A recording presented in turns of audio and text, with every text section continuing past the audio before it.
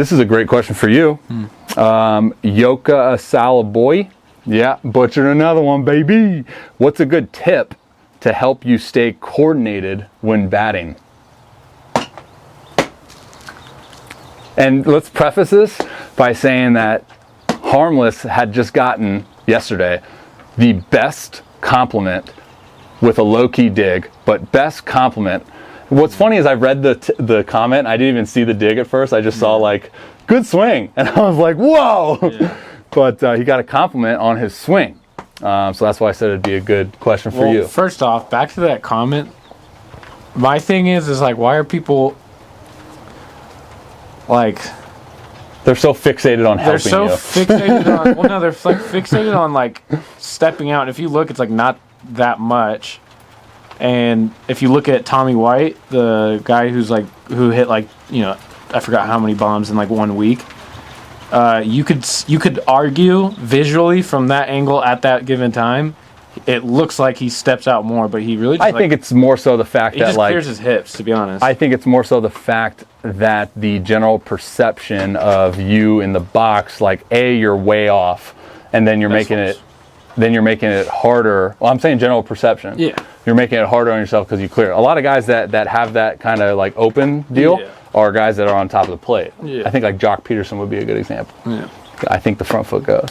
But wait, what's the tip?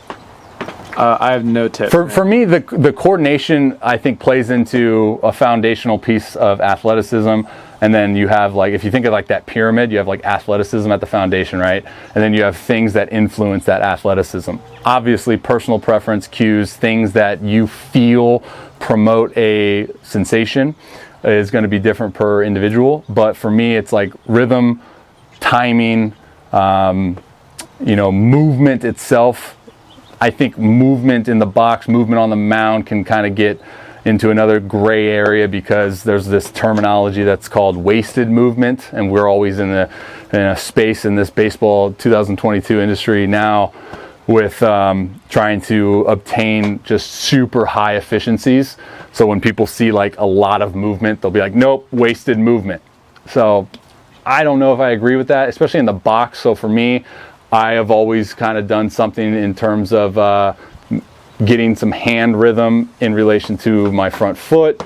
That also gives me some rhythm with like my trunk. I think coordination, would you say coordination is an athletic thing?